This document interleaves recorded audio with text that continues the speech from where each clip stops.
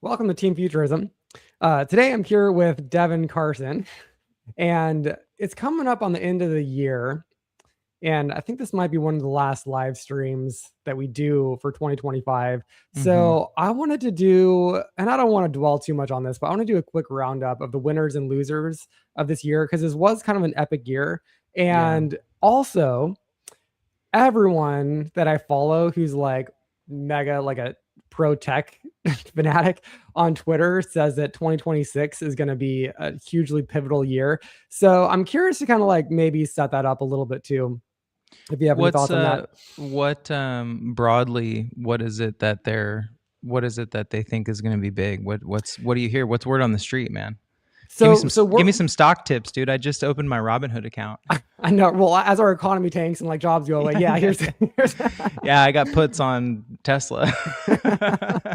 So I mean, just like it is just people being like, oh, like I'm hearing that, here's a perfect example. So something like this will drop and then everyone will be like, oh, 2026 is going to be huge. So the Pentagon just released this thing, which I actually want to maybe pull up and talk about in depth today, but just as an example here, they just are going to like officially start planning like for AGI, like what if other countries get AGI and how is that going to impact our battle plans?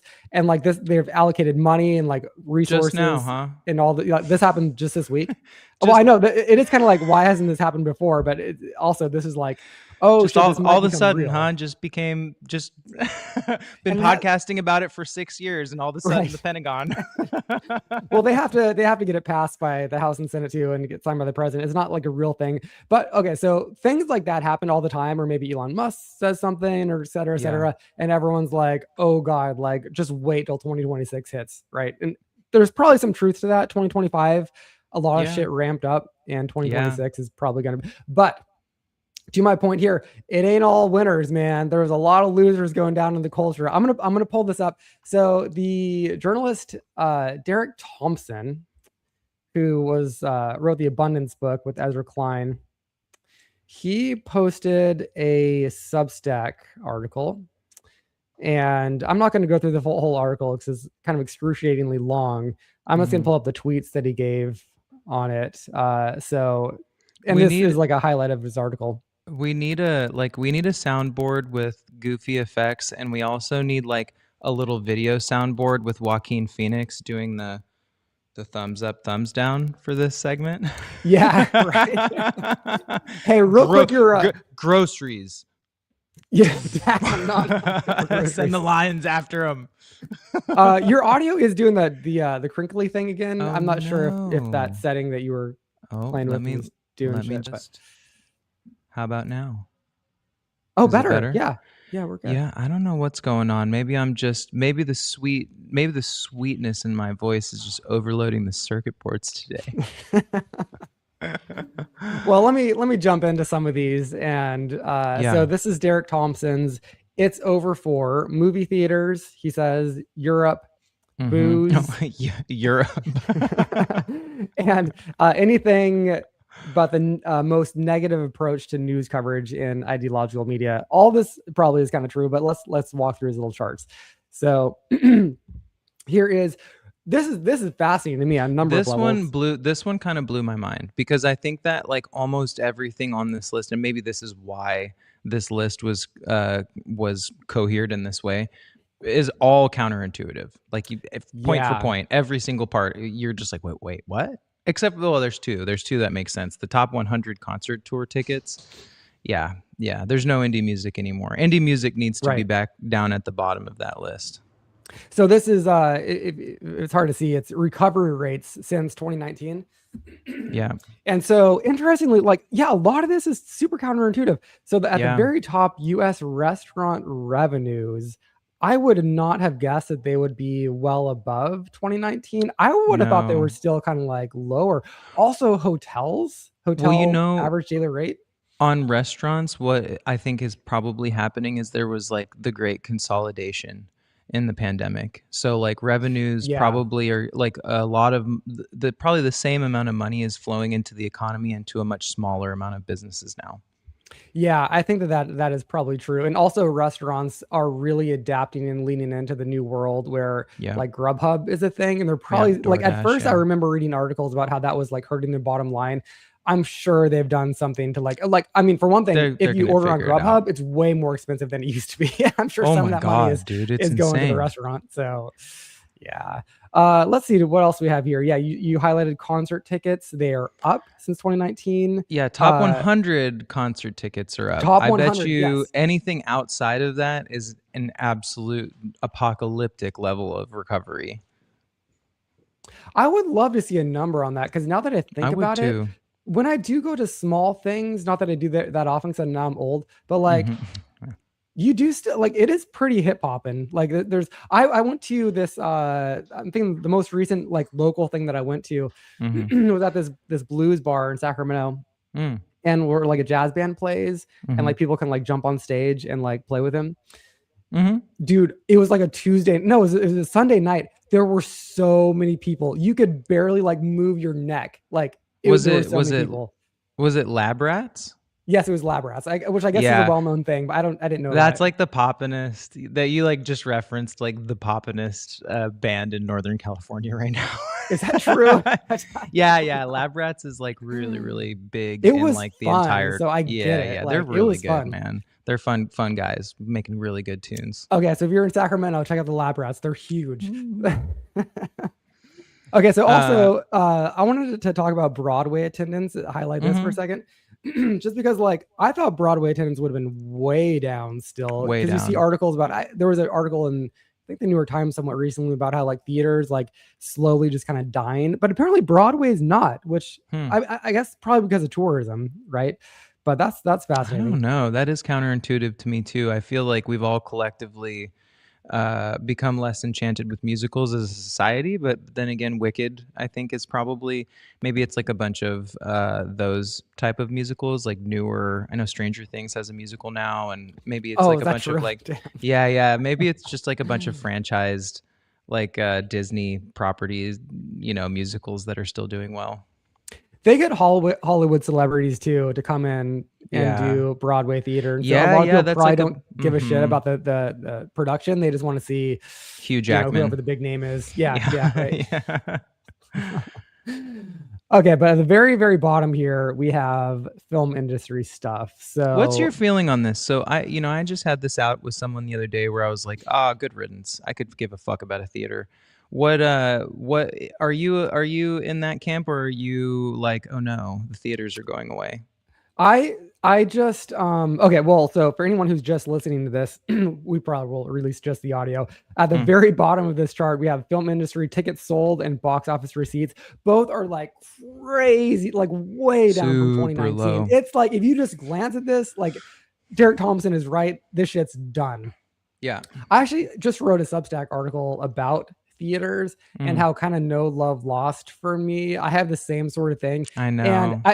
my take is a little bit nuanced because I think that Mm, theaters are actually super cool to oh go yeah, and same. see something that is going to be like culturally relevant. Mm-hmm. And then you feel like you're kind of like a part of something.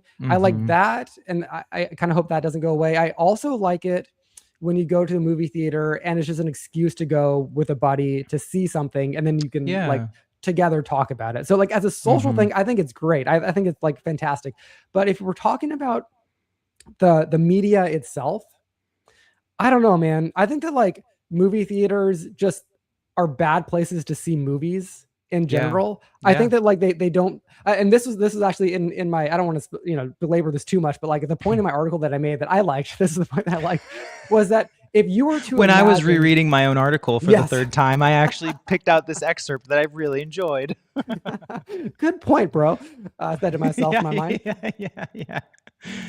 So okay, think about this. Think about like a alternate history where for whatever reason movies as a thing just didn't exist until after we had developed cell phones and like laptops and iPads and Mm-hmm. home movie theaters, right? Mm-hmm. Mm-hmm. uh I could imagine a world where all of the big directors are like, we don't want to be showing this in public with like a million screaming kids, and like people are gonna have to come out and pay $18 for a beer. Like, we want this to be an intimate viewing in your house, just like reading a novel. And like right now, like obviously we live in the world where that's the opposite of the case. Yeah. But that just might just because it's all legacy. Right. So I do kind of feel like there's an argument that like movie theaters are just so precious to directors and filmmakers, et cetera, because of this like legacy-ness of it.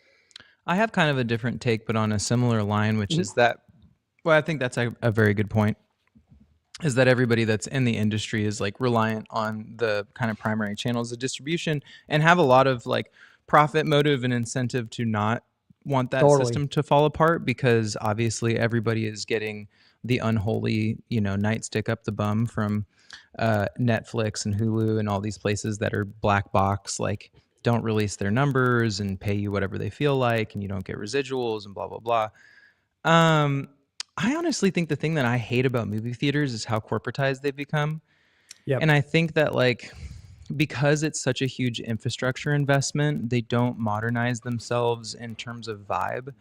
And every movie theater you walk into feels like you're walking into like 1997 or like 2008, and like not in a cool way. I feel like they are such office building coded buildings, and there's a lot of like the coolness and the funkiness and the sexiness has been taken out of the actual experience of just going to the movies. It feels very kind of I don't know, it feels very kind of stamped and pressed, and it's like I think that is actually part of the experience that movie theaters generally are underestimating how important it is to people. Just that like 20 minutes from entry and then going into the dark room, and then you've got places like Alamo, here in San Francisco, and they're franchised, which is cool, where it's like you have, I think that model of theater will probably always have a strong like cult following, where you're sitting or at the like Roxy in San Francisco too, where like they do like micro film festivals, and they just like will show like the most random movie, but it's cool, Yeah, I think stuff like that. I mean, I'm like, no love lost for AMC or for any of the major like corporate style movie theaters, because the experience is just kind of like, I mean, I'm not going to go too deep down this rabbit hole, but like in the corporatocracy that we live in, the mean average experience is like given like is reduced. We experience shrinkflation in like every single dimension of this economy, and I feel like the experience that you get at a movie theater is just kind of reduced by 5% every year until it's just this cheap throwaway thing. And it's like, these fucking businesses are gonna learn, man, that like once you make a cheap throwaway thing, people do just actually throw it away. Like there is no critical infrastructure in terms of entertainment anymore. It's a new world, man. You gotta prove yourself every day. I have two more small points to make on this, and I love that we're agreeing on this, because I feel like this is the point that like probably would piss a lot of people. The person I was debating with yesterday was incensed that I didn't, and I'm like, oh, fuck a movie theater, dude, I love Netflix. So also, I was thinking about this when I was writing this essay, is that like if you think back on your life and like the movies that really impacted you as a child, I can think of like I have like very strong memories of going to the movie theater for Space Jam, and a couple more. Star Wars Phantom Menace was huge when we were kids. I don't know if you. I never saw that. I saw Toy Story 2. I mean, I saw kind of like a random. Toy and I Story remember 2. a lot of them, and some of them were like impactful in my life in certain ways. But like this is the point that I brought home this essay, is that like if I think back on my life and the media that like really impacted me and stuck with me and like informed me in certain ways, I didn't see any of them in a theater. None of them. So like The Land Before Time. Do you remember how like epic that movie was as a kid? And I saw that on the smallest, grainiest, like shittiest TV set in the universe, and it still like impacted me and stuck with me. And like my wife and I still talk about, oh my God, The Land Before Time. I can't wait to show that to my daughter, Petrie, dude. Petrie, legendary character, dude, spirit animal. Also, like the Mighty Ducks and like a lot of VHS, a lot of straight to VHS stuff. A lot of that shit was like actually meaningful to me, way more than the shit I saw in theaters. So I do think like if you're talking about like media that has the capacity to impact you doesn't even fucking matter what screen it's on. It's like the storytelling and like the high level shit, you know what I mean, that like really makes media matter. And we should like lean into that and be stoked about that and learn from that. Okay. That might be the end of my rant on movie theaters. Yeah, I mean, yeah, I've just never had a ton of love for movie theaters to begin with. Like as an artist, like as a musician, and an actor, but not a professional actor. Like it just always seemed like too much fucking time. Like, oh well, 3 hours, dude. We saw not another. Wait, don't no. What was the Leo movie that just came out? Not another. Yes. One battle after one battle another. after another. Yeah. Insane. Really, really, really good movie. I don't know if I would have had the same enjoyment experience of like a 3-hour film in a theater. I enjoyed it a lot at home because we took a couple breaks and we got drinks and snacks and probably ate dinner halfway through. I saw that in the theater and I had the same thing. I was like looking at my phone, you know what I mean? Like, yeah, some of the beats make a little more sense when you're chilling. I'm sure. I love watching movies in multiple sittings, but this is maybe last point here. This is fascinating to me. Do you know why the CD, which I guess is now totally outmoded, but like, do you know why the CD was as long as it was? 60 minutes? Yeah, 60 minutes or whatever it was, the compact disc. Mm-mm. It was because of Beethoven's Fifth. They wanted to be able to fit the entire thing on one CD, and so that's how they determined how long to make it. Back when the greatest generation controlled the world, and the boomers were mad. The boomers like the greatest generation. So that's fascinating to me because it's like it pinpoints this, this back to life with art, in that like technology determines everything, like how we experience art. And then like think about like how every single rock and roll star ever, or rap star or whatever, determined how many songs to put on like their CD based on how it will fit there. You know what I mean? It's like we were just talking about like The Wall by like, Pink Floyd. They had to do that on 2 discs, and you know that they've thought about that a lot as they were like putting that. I mean, I guess that originally came out on vinyl. Maybe that's a bad example, but maybe Smashing Pumpkins when they did the 3-disc set, right? Like, right. It would be interesting to know it's like it all comes back to like one Lou Reed record that was like 12 tracks long. Yeah.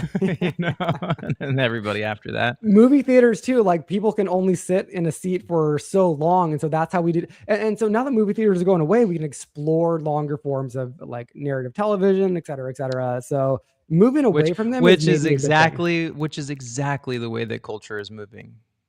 Yes. Long form television. 100%. Okay, so let's jump to the next slide here. What also is going away, and we don't have to spend too much time on all these, but like, okay, Europe going away. And this is like just the birth. I love this. This is such a great take. Like Europe. Yeah. I'm like, whoa, okay, yeah. Nice. Okay, tell me why.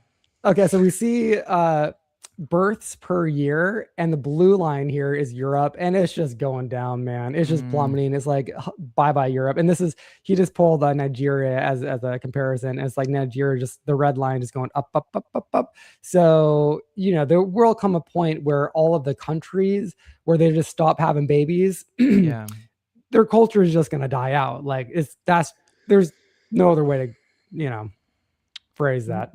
Yeah, maybe. I don't know. I this feel like could turn around. I know this.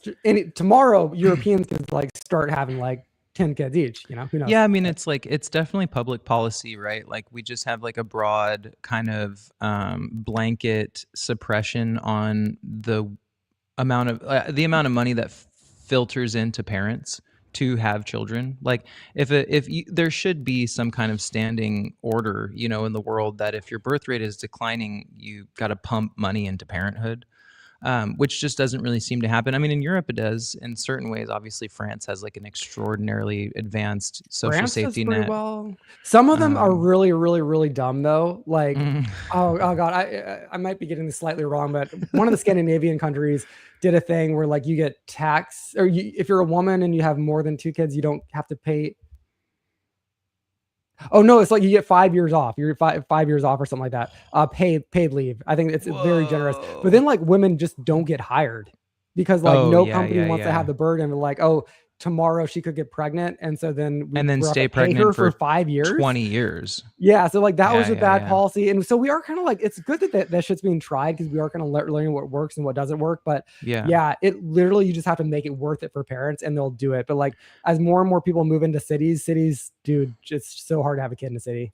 Well, and it's that classic kind of in the country, kids are an asset, in the city they're a Yes. liability, right? And it's still true. It's still true. The other thing I wonder though about that is that so much of what we think about population and as it's a function of culture is tied to the idea of constant growth economically, Yep. right? And it's like that actually probably is going to become an outmoded model within the next 10 to 20 years if any of the AI, predictions come true, dark or light. It's like whether we end up in an automated abundance economy or not, like the way that we understand human culture, or like basically as a function of growth, I think that is going to go away because we have a financial model right now that's very tied to that. And I don't think that money will be tied to growth in the same way that it is today, 10 years from now. What do you think about that?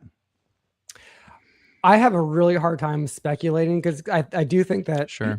shit's just going to be different. It's just going to be weird, yeah. If like half the promises of AI and robotics come true, who knows, man? We may disentangle some of these things that we take for granted in the economy. Right. Sorry, I don't know what's in my throat today. Same. I've been a little sick, so I'm just kind of like still working my way through it. I'm going to jump to alcohol. So as GLP-1, I could not be more thrilled about this. I feel like alcohol is literally, it is like akin to certain pharmaceuticals in the sense that there's been this hulking behemoth of money behind it. And there just has never been a come to Jesus moment like we've had with cigarettes as a society. But it is one of the most destructive forces society has ever seen. And it really just serves such a narrow band purpose in social life that could be replaced by kind of infinite other drugs or just like mental health. Have you seen Scott Galloway's rant on this? On Bill Maher, he had a big rant, and actually he took the opposite view, which is that like kids aren't having fun, they're not going out, and they're not having sex anymore. Boomer. And all this is a huge net negative on society. Boomer. Which is true. If you talk about like depression rates and like, again, no kids and no long-term relationships. Well, definitely the dip in alcoholism will 100% be tied to a lower birth rate. We can just intuit that. I think that there's a discussion to be had there, and in a weird way, it's weird to compare it to cigarettes, too, just because cigarettes don't have that very strong social loosening thing that alcohol does. But they do have a really strong social cohesion factor. It's like people who smoke, and like when the world was a smoke in her place, like going outside and having a smoke. How many times have I met somebody bumming a lighter, having a smoke? It's a pretty. I'm sure plenty of conversations. Also, great movie scenes. I'm not going to say like I'm anti. Maybe not children. You're not. Wow, this cigarette made me feel so good. Let's have a baby. But yeah, we will see what happens with this. I want to read this really quickly because it is kind of interesting. It's hard to read on the screen. According to analysis shared with me by Bloomberg Intelligence, total spending on beer, wine, and spirits in the U.S. and Europe is projected to decline by nearly $30 billion in the next decade. Whoa. Spending on sweet and salty foods are also projected to decline by $25 billion in that period. Delightful. So good. 100%. That couldn't be more thrilled. Good. And maybe my anti-PC take here is that maybe if people get skinnier, maybe they'll be more inclined to have sex with each other, even without the alcohol. Someone had to say it. I'm so sorry. Whoa, man. Somebody had to say it. And I only say that just because he tied this into the GLP-1 drugs. So that's what he's saying there too. He's just not saying it. Okay. Last one here. 2026, more lights on sex. Yes, 100%. Last one here. This is is what it is. Anything but the most negative approach to news coverage and ideological media. That's a bummer. Yeah, this is gonna bum me out. So let's not even talk about this one. But that's true. I want to jump to just to keep this moving along. I want to jump to some of the winners Oh, on sure. for Yeah, who won 2026 this year? in this year. Yeah, so this is Derek Thompson's take again. Things that are taking off that aren't generative AI, he says. All Yeah. news media is becoming TV. I'm not sure what he means by that. We'll look at it. Everybody is on drugs. Okay. Gambling addiction is becoming a problem. Very true. Self-driving cars. Okay, there's one that's unambiguously a good thing. Okay, Yeah. let's look at this. What we got here? Okay, this is must be everyone's on drugs. Mm. Okay, so Oh, and by alcohol drugs he is means weed. going Hilarious. down. Yeah, weed has gone Boomer. way the fuck up. Okay, Alcohol Sagar. actually isn't leveling off, or it actually isn't tanking as much as he seemed to imply in the last slide. Yeah, Let's it's see just now. like on a momentary dip, on an all-time, like on an all-time high momentary dip. Okay, well that kind of tracks. What we got here? We have news consumption by source. I Print just want to say media too, going down. like Yeah, the society that's built around marijuana looks a lot different than the society built around cigarettes and alcohol. Like even totally. at its Yeah. most, there is actually a lot more kind of reasonable, moderate thinking about marijuana now because it does relate really heavily to psychosis. And there's a lot of people that are predisposed to have psychotic episodes and to have dissociative episodes, and that marijuana is like, obviously you have an endogenous cannabinoid system, and so it acts differently in everybody. However, broadly, we would be in a really wonderful country if alcohol was banned and weed was legalized. I think it would actually start to equalize some Well, I pretty mean, strong dynamics in this we did country. run that experiment. If you ban alcohol, you get the mafia. So we actually don't want to ban it. But I know what you mean. If we culturally made People it. aren't as attached to it as they were in Prohibition era. It was Oh one of the man, you're talking to a guy like alcohol is the only thing I enjoy other than coffee. If we're talking, so like I don't. That's a hard sell on me, man. I'm a writer. I write You'd fucking be like, novels at night, you'd be and the like believe first me, guy with a that shit still helps. in your still in your fucking shed. I'm out there Bukowskiing it every night, man. Like That's true. I don't Okay, actually don't drink fine. very lot. I like sip little brandy, and it's fucking very mature. But okay. Oh yeah. Let's do a fun one. That's also sad. Gambling addiction. Mm. So if you own like a Oh gambling yeah. app, dude, you're doing very well. Now this is something that I really hate. I'm scared about this. I'm actually scared about this too because the research is really clear, the data is really clear on gambling, and that it is actually a disorder.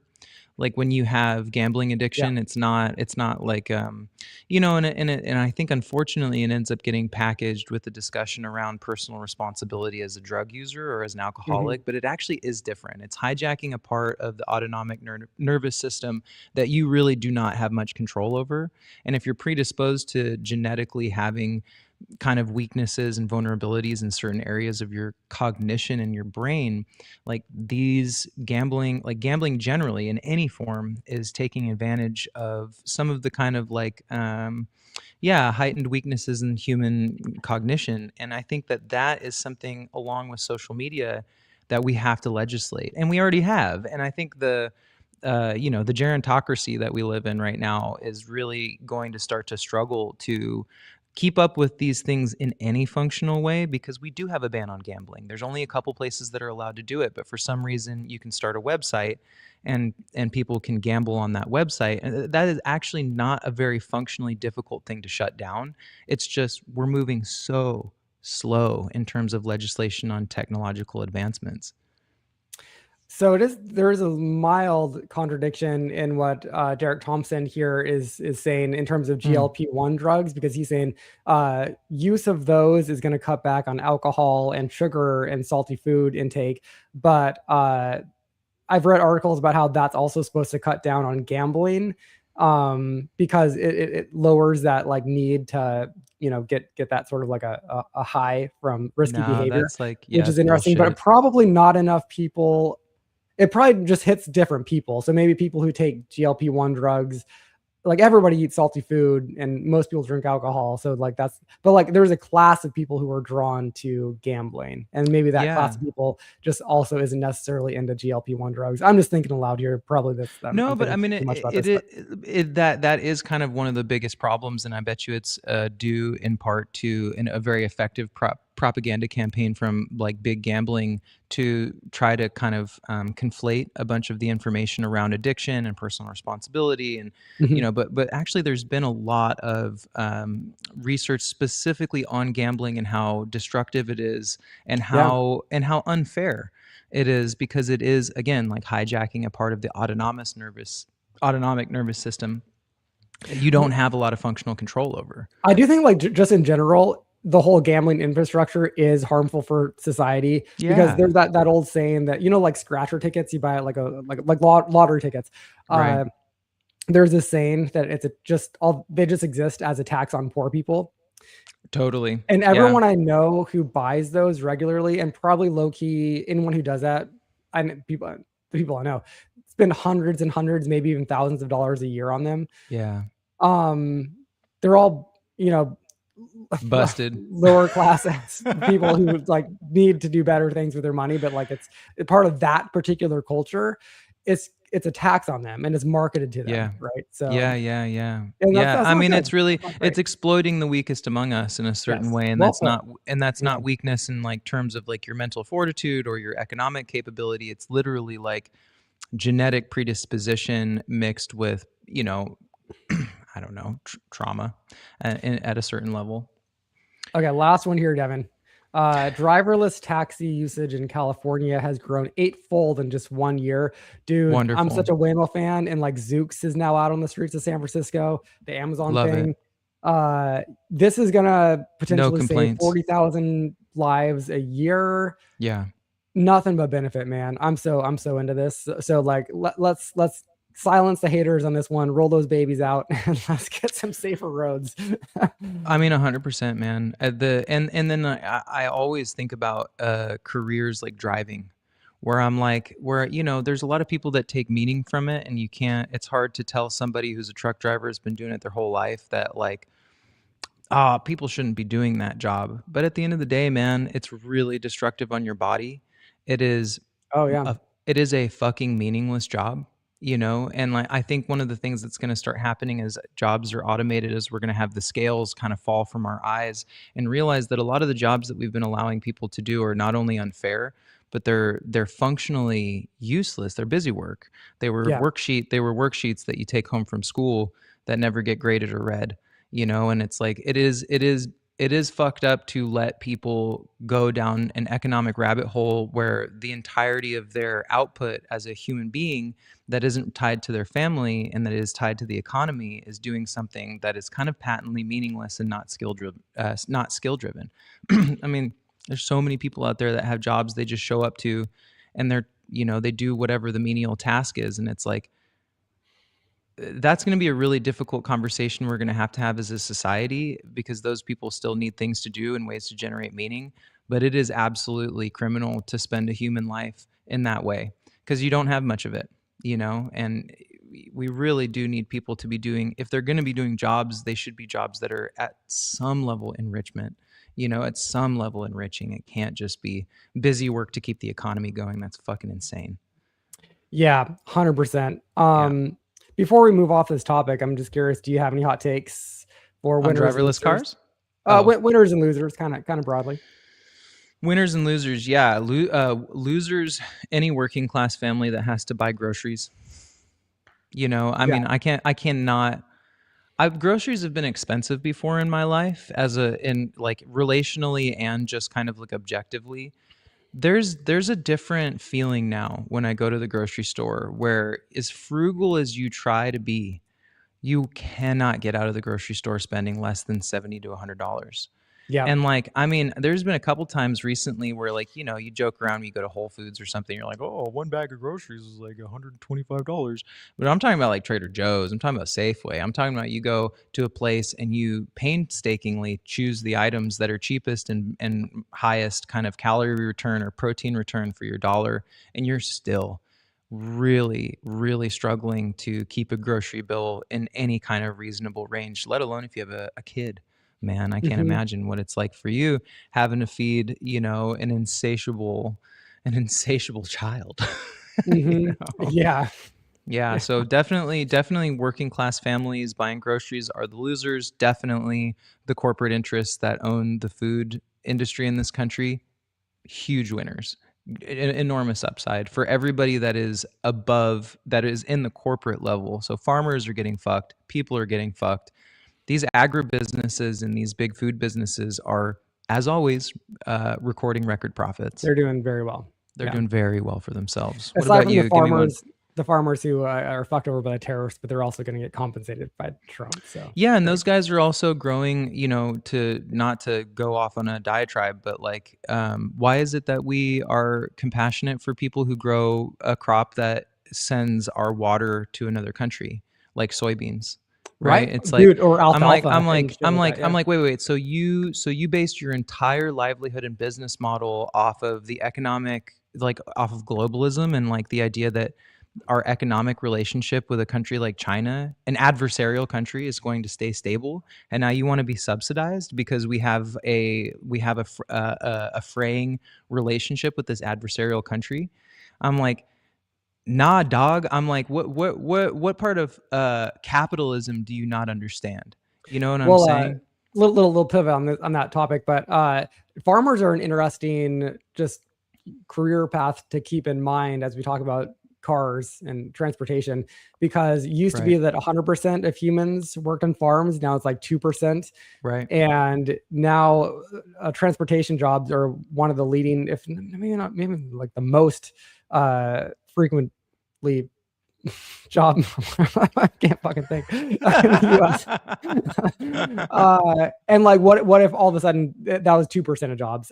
I don't know. Like you were saying, kind of no love lost there. Okay, I want to give you a hot take on that. I've seen a couple of people spout on Twitter. Yeah. About a hot take for 2026 winners and losers. I think that like Trump was a loser in 2025 just Big based on his poll numbers. Motherfucker came into office and like tanked. even we were mildly optimistic, being like, okay, the guy, like, et cetera. I won't even go through the reasons why we're because none of it came true. I will. He's fucking the economy. He's saying like no smart things, a couple smart things, global politics, but like not many, et cetera. And like, just look at his polling numbers, dude. Like no one is happy with that guy. And like, just the fact that like there's so many scandals again in his administration. Unlike Trump 1, when he like a scandal happened and he would fire the person. Right. Hegseth alone has had like, I don't know, he's probably going on like 8 scandals, and he's still, for whatever reason, hasn't fired him. And he's like it's amazing. He is just a Fox News host. The lead dumbass. Leading the Department of War for America. Like, it's insane. And like Trump 1 would have panned his ass months and months ago. Sure. The fact that he's not like knee jerk doing the "you're fired" thing, I think that's hurting him, and I think that bodes not well for the future of his presidency. I think that his presidency might kind of like just stumble along, and especially as some Republicans are starting to grow a spine. Yeah, it was in Indiana that they just like did not go forward with his redistricting plan this week. Right. That was a big deal. Huge. They turned on him on Epstein. Big deal. So if Republicans grow even like a millimeter inch long of a spine, we're just looking for a single vertebrae here, guys. Yeah, single vertebrae. Well, single one. Yeah, I mean, I'm so insufferable with this take, but like, tell me Feet's like, go ahead and say it. I said it. Trump 1. I said it. Trump 2. Man, this guy cannot keep his foot out of the bear trap. He is absolutely a moth to the flame for stupid decisions. And the way this country works, man, like you get tangled up in enough floss, it's a net. You know what I mean? And it's like enough of these small strands of complication have like, he's bumbled his way through into it. And this Venezuela thing, man, I mean, this is something that like is another one of those Trump issues that is going to absolutely crater him, because I don't think, he's living in this personal fantasy world where he can justify anything for anything else. He's like, well, America first. I mean, like these guys are doing bad stuff to America, and like also Venezuela is technically, and it's just like, yeah, bro, you lost to everybody already. I mean, like people don't give a fuck about what's going on in Venezuela until you start doing bad things. And it's like, it wasn't on anyone's radar until you started talking about it, dude. I wonder if that might be Marco Rubio partly because he wants to take down Cuba. Right. And apparently like why we took that oil tanker was because because it that was was like headed helping out Cuba. right. I Well, really wonder who's pulling the strings on that one, because I feel like you're right that like why does Trump even?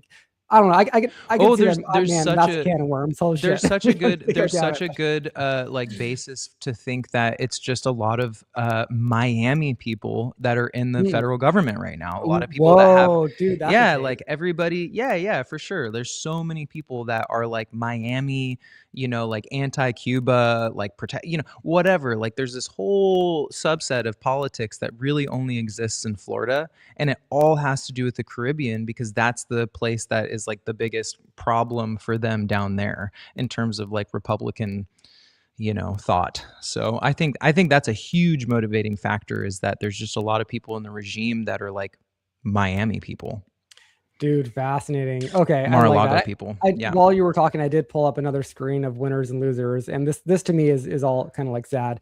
No. Patriotism down, religion down, maybe that's good. Having children down, community involvement down, and get this on this chart, money up.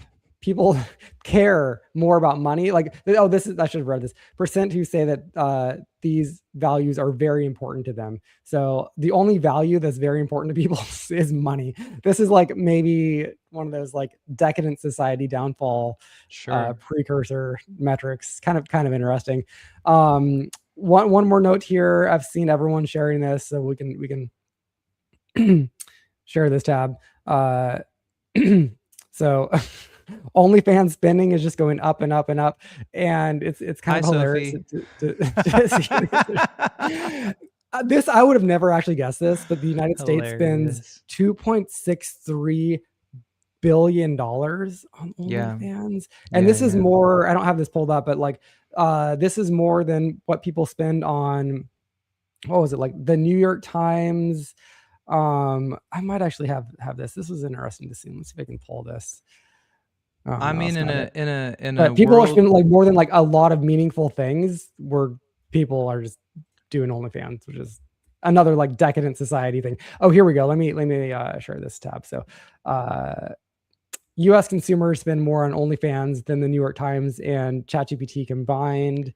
Kind of interesting just when to see life that. I mean, I think when life gets tough, people really they migrate in droves to dopamine fix and to brief moments of like escapism and happiness. And I think like Yeah. probably that money is just displaced from some other way that people are able to escape like the whatever, like the mental difficulties that they're in or the situational difficulties that they're in. I mean, like, sex, masturbation, stuff like that. It gives you this like momentary, fragmentary release from all of those things and kind of puts you in a different place.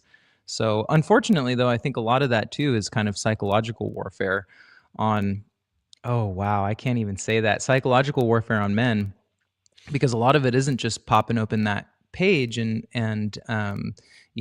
doing whatever you Dude, need the to sad thing do. about OnlyFans is that it gives you that, it's supposed to give you that relationship thing, right? And Well, but that's that's what I'm why, and saying that's is like that a that's lot what of like those society downfall shit. yeah, exactly. Because a lot of Precursor. those women are, it's like you're on there.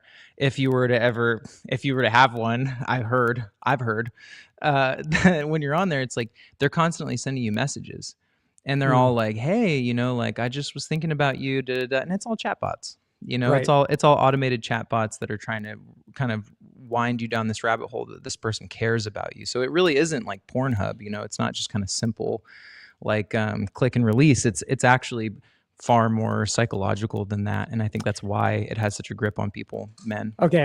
So on that super cheerful, optimistic note, Into our wait, next cheerful topic for the day. before we pivot to the next topic, give me Yeah, like a one sentence. Are you excited, terrified, or depressed about the prospects of 2026 going in? I'm Are all, you? What's your vibe?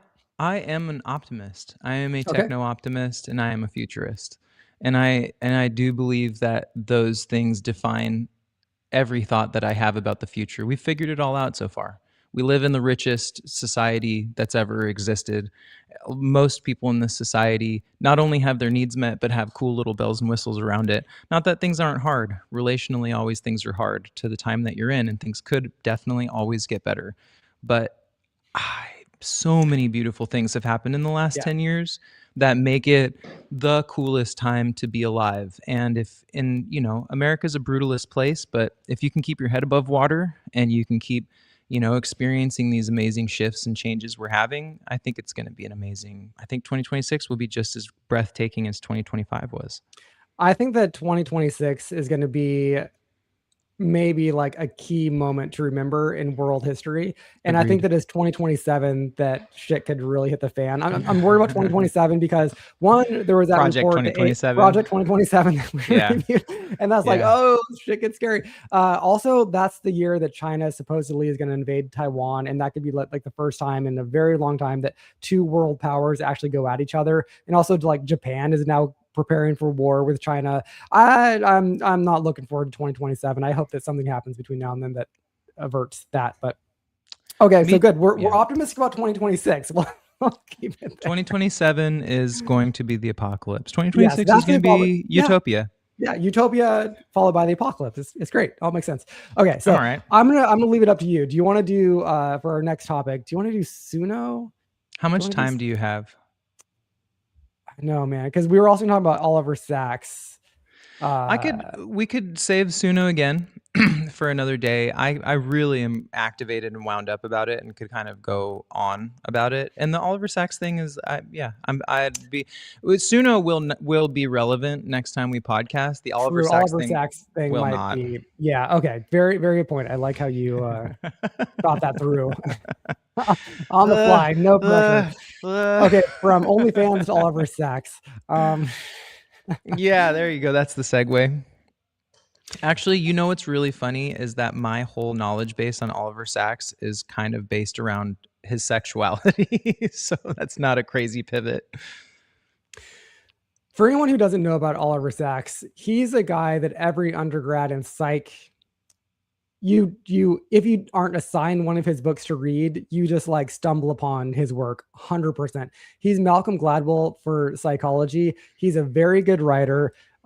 His books are just like if you go to like your local bookstore right now, you're probably going to find one of his books, not just like in the shelves, but on display, because they're very fun to read. And this is one of the things about Oliver Sacks as a writer, is that he makes you feel good about being a human. And it's like, no matter how dark your life is, like there's so much empathy out there in the world. And like, you can just kind of like embrace that and like be a part of that. He's very empathetic. He sees people as humans, even people who are like, otherwise society might see them as monsters.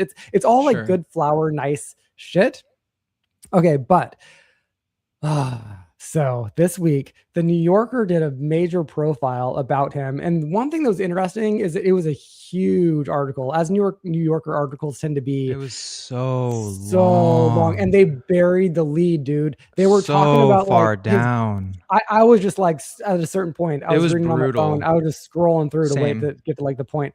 I think that was irresponsible. And the New Yorker, just another point here, is that like, it's great that they published this, but they're also one of the publications that like are famous for promoting this sort of shit. This sort of shit that like it it completely just massages the brains of their readership.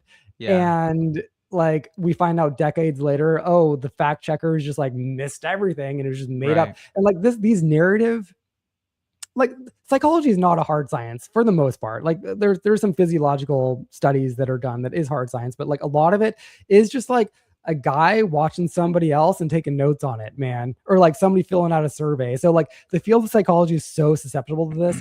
I'm gonna, before I babble too much more, I'll say this though, especially the zone that he's occupying, because there is a whole quant-based kind of segment of psychology that has a lot to do with statistical analysis. But in psychoanalysis, kind of what his bread and butter was, for sure, it's like it's pretty unbelievably relativistic. Like case studies, this sort of thing. Case studies, and there is like always kind of like an epidemiological overview to that kind of stuff, because it all can be quantified at some level. But yeah, like it's all still kind of at a granular level. It's just examining the human experience and trying to draw useful conclusions, right? So I am not going to pull up the New Yorker article because I'm annoyed with how long it was and how they buried the lead. But I do want to read the Steven Pinker review of it. This is how I actually stumbled upon the essay to begin with. Bombshell, says Steven Pinker. Oliver Sacks made up many of the details in his famous case studies, deluding neurologists, psychologists, and general readers for decades. The Man Who Mistook His Wife for a Hat, which is the book title of his, the autistic twins who generated multi-digit prime numbers, the institutionalized paralyzed man who tapped out illusions to Rilke, the poet, made up to embellish the stories. Probably also the aphasic patients who detected lies better than neurological intact people, including Ronald Reagan's insincerity. Okay, so all that is just very fascinating. And let me scroll down a little bit more. Okay, maybe I won't read through all of this, but okay, yeah. So again, just to highlight this, like what Oliver Sacks was doing is that he was being effectively a fiction writer. Right. Where he was, and this is like the detail about like Rilke, the poet, he loved this poem. And so he had one of his patients say it, even though like it was him Right. and his thing that was saying it. And like that's what a fiction writer does. When I write novels, because this is like one of the main things I do for fun in life. There's a great poem, and you have another character say it. You have one of your fictional people say the thing that you think is super cool, Right. right? And that's like what he did. And the fact that the field of psychology and a guy like this at the top of his field would be just like, I don't know, like inclined to that, but then to do it again and again and again and again is so disturbing to me. And Yeah. he did feel a lot of guilt about this. This is part of the reasons that we know about this. In his diaries, in his journals, he would write specifically about how he felt guilty about doing this and misleading people, but dude just kept doing ends, it. Yeah, it was ends means. It was ends justify the means type thinking, right? I have a kind of a hot take on this and kind of a regular take on it, which the hot take is that I just don't know how much it matters if the whole agenda was to humanize psychology and humanize psychotherapy in a time when that was still pretty mystical. It was just like, it still is somewhat mystical, but back then it was extraordinarily mystical. And I don't know that like not having the veracity of like a particle physicist in your approach to like diagramming the human experience is really that important. And if he achieved the goal of getting people to humanize modern psychology, I don't know, maybe a couple of creative omissions or creative additions probably don't really destroy the veracity of that work, because it's not really kind of, it's not scientific method approved in a certain sense. It's all pretty relativistic, storytelling. The other thing though is that just reading his kind of biography, he was like a deeply, deeply mentally unstable person. I think that a lot of his credibility would have been completely lost if his story of how he became who he is was told. Because, hearing it from the people around him, he was extraordinarily traumatized by being gay and having people around him tell him the most terrible things about himself and that he needed to hide it. He had one relationship when he was in his early 20s that then defined his kind of his perspective for the next 50 years, right? Like he had a really intense relationship with a young man for a time. And when it fell apart, I mean, to hear it told by the people closest to him, his colleagues, he was a nightmare, like a terror, like an extraordinarily mentally unstable person. That was just kind of, it was obviously really, really beleaguered by homophobia and by the general consensus of society at the time that it was a pathology. And so it's like, at a certain level, people can do work that is separate from their personal story.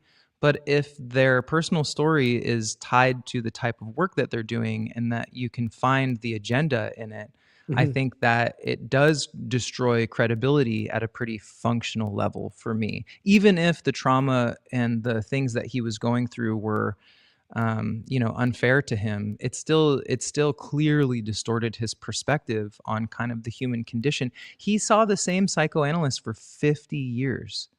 Hmm. 50 years, and it was like a Freudian psychoanalyst. And so we're listening to somebody that's writing books in the 50s, 60s, 70s, 80s that is in the Freudian school. I mean, that's like a thoroughly discredited style of psychoanalysis, and was at the time he was writing his books. Mhm. So his whole philosophical underpinning is being undergirded by like this discredited form of psychotherapy. It's like pretty multifactorially untrustworthy, I think. Yeah, oh man, I want to pick up on a couple things there, perhaps. Cool. To your point about how maybe like there's so much value in just like the project of humanizing people, etc., and showing empathy for people. Yeah. I do love that, and that's beautiful, and I think that is why there is value to novels, etc. Mm-hmm. My worry is that I guess I kind of have two worries. One is that like this same power that he was wielding, kind of like maliciously, Mm-hmm. could be wielded in the opposite direction Yeah, of like absolutely. dehumanizing people with the same Totally. literary talents and like saying he was doing shit scientifically and observing things honestly. But like, what Right. if he was observing things honestly, not to promote empathy, but to promote hatred for like a certain group of people? So like that's why I Yeah. want to just like, because I do want to go down that path with you and go like, fuck yeah, like I'm actually into humanizing people, but like, oh Yeah. man, like his tactic makes me nervous that he's just being dishonest about it. The other thing, and this is actually Yeah. maybe the more important point to me anyway, is that right now we live in this age where just no one trusts institutions or like Right. anything that goes down in universities. People just have like Right. this, I mean, particularly conservatives just have like this knee-jerk skepticism of, and this does not help that case, man. This is like yet again, like can't trust the media, can't trust the experts, can't trust the institutions, which that to me is like not great for society at all. It's one of the things I Well, and truly we worry about, actually and like this do. feeds into that.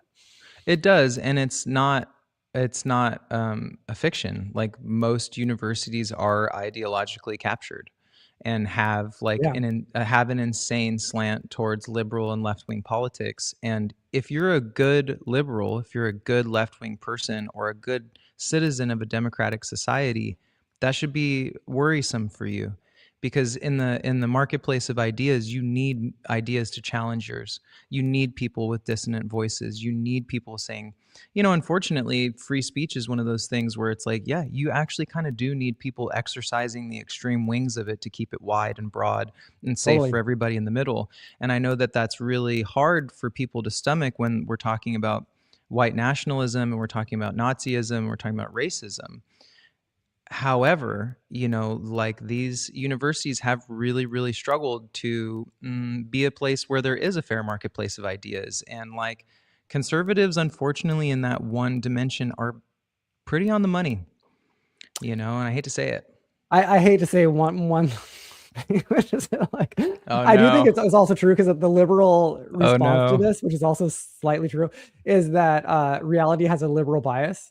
And if Truly. you and this was actually my Straight up. experience. Yeah, So mine as like well. I started college as a relatively hardcore conservative Christian, Right. and I left college as A not that. And it didn't flaming it's soy liberal. and I actually still was kind of semi-conservative after college. I still was semi-Christian, but like it Yeah. gave me the tools that like, and that were real tools to like Yeah. analyze the things that didn't make sense about my childhood religion, that Yeah. didn't make sense about like how I un critically watched Fox News, like, because I Right. legit would watch Bill O'Reilly. You know what I mean? Like every day for certain years of my life, I would watch fucking Bill O'Reilly. We have very And you just different like learn upbringings. things from college. And I'm so sorry. Like college does teach you just skills to like analyze things and to, you know what I mean? And like, and I there are very smart conservatives out there, but like I do think that it's not random that all the professors are liberal. I don't think it's random, you know? No, it's not. And I completely agree with you. It's like the critical thinking that goes into systems thinking and goes into kind of the humanities in particular. They are just and then conservatism is kind of by nature like a ballasting mechanism in society. It's definitely not like it's funny to watch the conservative movement try to pivot to kind of like a futurist message when that's anathema to the concept. You know. So I saw a hot take the other day that was the hottest take I've seen, but also kind of aligned with us. Remember when we talked about Nick Fuentes oh yeah, the other day? We did a live stream about him. We almost should have waited on that because he blew up even more, and there's like way more to talk about. I'll not talk going to about open him up again. that can of worms. I'm sure we will. But so Richard Hanania, who was a famous like white nationalist type ish character, who then like abandoned all that, is now is like the normie lib. Right. His hot take on Fuentes was that like Fuentes is just he's too smart to stick with this conservative shit. He's gonna like grow out of it and then like become a normie lib. And that kind of was one of my takes. That's an avenue he could go down, and he's planting the seeds with how it just like rants against how dumb his audience is. And he said that like, dude, you motherfuckers aren't going to go to college. You're not smart enough for college. Like he says stuff like that. I mean, he in our episode and like the research that I did for it, it became abundantly clear to me that he is one of those people that is just kind of smart enough to backward engineer whatever his like emotional center is around. But you grow out of that. You do eventually accumulate enough knowledge that it becomes wisdom. And if you're smart and you're not kind of pitted into a certain perspective, that stuff does tend to open you up to the idea that like a lot of liberal policies might sound crazy on face or when kind of brought up face to face against their counterpart conservative policy. But like the idea of liberalism is actually futurism. It is actually trying to make sure that everybody has equity in a society and exists on a somewhat even playing field, you know, in most dimensions. And technology just pushes culture forward. Yeah, it just 100%, right? And like it challenges old paradigms. Yeah, and it makes it harder and harder to be religious until the day, who knows, that like science discovers something that just validates certain religious. Every now and then you see an article that's kind of like, this physicist just proved that God does exist in the universe. I know. And then you kind of like read into it and it's kind of like, oh, it's interesting. Okay. And then like, it's going to be whatever. aliens. But that shit never says it like, oh, and Jesus, the God of the Bible, is also true. No science is ever going to like show that. But like, shit, I'm totally open to the idea that there's some higher power thing. I don't know. Who knows? Peter, it's going to be aliens. It's not going to be science. Because speaking of Marco Rubio, he was just on that documentary recently, that documentary that just came out about all of the new, it's like every 5 years, a documentary comes out about how crazy it is that there's these things whizzing around in the sky that nobody knows what's going on. And like, boy, this is the first time that we've got Congress people, we've got someone like Marco Rubio, who's really pretty high up in the government, saying like, hey, these things are coming out of the water and we don't really know how they're doing that. They're in the sky and we're pretty sure it's not adversarial countries. And like just disclosing that stuff to the public at scale, I think we might be getting ready for, a revelatory moment in terms of AI. Or, let me just say that Karen has this great take that AI is functionally alien civilization, and that when we achieve AGI, it'll actually be like the moment that we're plugged into the kind of galactic civilization that we exist in without knowing it, which I would just die to be on the eating popcorn in a seat for that one, man. Please let me live. Please let me live to find out that there's like a galactic supercenter and like all of my sci-fi dreams have become real. I'll leave you fuckers behind in an instant. Peter, I'll never see you again. I'm on my way to the galactic center. I think that you're very right to focus on aliens there rather than religion, because religion's dumb and aliens are interesting. The one thing that like really just like, man, it just like, there's a couple things. One thing about the aliens where I just can't get fully on board with it yet is that like there just is no hard evidence. It's all like what's coming out of the water. You know what I mean? And it's very easy to do that. It's very easy for anybody to do that, particularly like if you're mildly you got to give it credence. If you're using it for power in certain ways, or if you're just kind of crazy in certain ways, there's like ulterior motives. But this is like the one factoid that to me is the most interesting is that like alien sightings, like UFO sightings and shit, they only happen in the Anglosphere. No, No I other was countries see no, this. so Okay, crazy. has No, this been not true. debunked? This Okay, is tell me debunked. if this Well, is this is debunked. Okay. debunked from a historical perspective because aliens are our oldest story. Well, Like, true, but have you seen the chart? And maybe this is not true. Maybe this is just a meme on Twitter, but like there was a chart of like uh-huh. alien sightings, and it's Yeah. like they happen in England. My, Yeah. my mother-in-law was just saying how she was born in a town where like it's famous for alien sightings. There's a whole Wikipedia Uh-huh. page about it, and like it's someplace southern England, and the U.S. and Canada. Like there's like thousands and thousands and thousands and thousands. Whereas like, and then you go to like Argentina or like Brazil or like China or like anywhere. Oh, and they also happen in Australia. And so like, this have way fewer of them. So like, it's just a meme in You our know why? particular culture.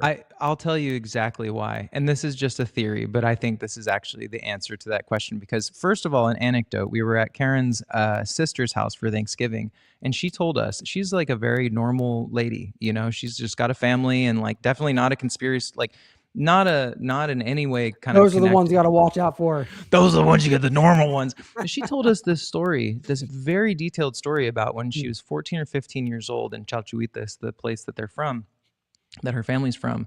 They actually saw a saucer in broad daylight, and it was Hmm. like 5 girls sitting on a rooftop, and it was maybe like 100 feet away from them. Broad daylight, completely not mysterious in any way, hovered and then collapsed into nothing and disappeared. And I'm like, What? bro, and she told it with such like a, she just was so kind of nonplussed about it in a certain way. It wasn't like a story that she like busted out at the dinner table. It was just she just told it because we were talking about that kind of stuff, and it was really moving to me. But I think that the reason why you see a lot of where you don't see a lot of people referencing alien civilizations in those countries is because they're religious, and because a lot of those sightings and experiences are probably written off to a saint, you know, or a deity of some in some regard. And we're like a obviously like a fucking agnostic society now, and so we're just like, well, it's got to be aliens because it's definitely not God. Yes, but we were doing this back in the 50s, 60s, as soon as television came around. It Fair. just and we are a very, very, very Christian nation. We do have a Yeah. collective fascination, us whites, with alien civilizations, I'll say. But I think that there's a preponderance of evidence at the moment that is actually pretty I strong. agree. I think that you're right. I just want hard evidence. You know what I mean? I don't want the grainy photo. I don't want Marco I Rubio know. saying like something came out of the water, bro. Like I I want know. like, oh, because I mean like still like weird shit happens all the fucking time. Like True. people like swear to God that they saw a ghost walking past. Like I don't know. Like True. I don't know. I'm with you. I'm with you. I think we're But I don't almost know. there. I think our technology is so kind of Stone Age in relation to where we're headed. The ability to disturb Oh something yeah. like a Mhm. camera image, you know, and like a lot of the boy, God, I'm gonna sound like an idiot, but a lot of the theoretical underpinnings of how these crafts are moving around and getting back and forth from here to wherever they're from has to do with gravity and distortion of gravitational fields. And like that's the kind of stuff that would distort camera lenses, that would distort audio, that would distort, you know, it's like I think a lot I think we may find out that a lot of the technology that they're using to scoot around and do the things that they're doing is part of the reason why we only have grainy photos. I But mean, that's assuming it's even real, because I mean, people like Michael it's Shermer will real. do like hard debunks. Have you ever listened to him Yeah. like do a debunking? Because it's just kind Yeah, of I like, have. I I remember see he it, was on I see it. Rogan too a while back Rogan doing it. hates. Doing he hates him. He felt well because So funny. Rogan's dyed in the You wool can just kind of UFO tell guy. he does not. He can stomach some pushback, but not that sort of pushback. Right. Yeah, It's I so mean, I funny. love, you know, to put a pin on it, like Yeah. I actually do kind of love the idea that the reason we don't know much about it is because defense contractors were immediately involved in like the collection of you know, and you know, some declassified documents recently came out kind of stating plainly that one of the reasons we were doing nuclear tests in the atmosphere was to disturb UAP, UFO, and knock them out of the sky because it was known that that was the only way we could get them to fall out of the sky. It was by luring them in with a test on the ground and then and then having a test in the air that disrupted whatever their system was and crashed the planning lights. Like government documents, like declassified government documents. So whether they were actually UFOs or whether they were something else, but that was the strategy, all the way back in the 40s, 50s, and 60s. We were already strategizing on how to knock these things out and bring them in and start backward engineering them. So I think a company like, I really hope when the aliens do get here, I hope we have someone more respectable in the White House than Donald Trump. I don't want. I don't think it'll matter. I don't think it matters. I think it's going to be such a benevolent. I don't think so either. Contact. Did you happen to see Pluribus, the new Apple TV thing? So it's by the guy who did Breaking Bad. I've only watched the first one that was free, but like on Amazon Prime, they just had it for free, so I watched it. I think I'm actually going to subscribe and like finish it. It did like kind of pull me in. And the premise of the show, spoilers, but kind of not really, is that aliens from a distant ass place, they send a signal to us. And like scientists are like, what is this? There's some signal in the sky, and this it's like 4 numbers or whatever. This sounds awesome. And so what they do is they figure out that it's like a DNA thing, these 4 numbers, and so they like create it in a lab, and then like it. Oh man, this would spoil it a little bit. Like, but everybody just becomes a better person because of this. Nobody listens to this podcast, Peter. I mean, for you. Yeah. No one's 1 hour for the one listener, the co-host. Everybody becomes nicer. Everyone becomes like a great person, and they don't become aliens or et cetera, et cetera. There's except for the one lady who's like immune to this thing, so she's like still like a normal human being who's like selfish and greedy and shitty, et cetera, et cetera. But everybody else is like a nice person, What a great concept, man. But they're all like also hive minds. They're not like, I'm not like myself anymore. I'm like, we're all one. Like literally we're all one, and it's, so that's like, whoa, shit, I think we're headed for some kind of moment of, I think we're really headed for some kind of moment of revelation, because functionally AGI is alien technology. It is an alien civilization that somebody's going to make contact with, whether it's an exogenous, UAP that's coming from a different planet or under the ocean, or whether it's being cooked up in Sam Altman's dungeon right now. In the next couple of years, we're going to meet a society or an organism that is going to change functionally the way we understand the universe.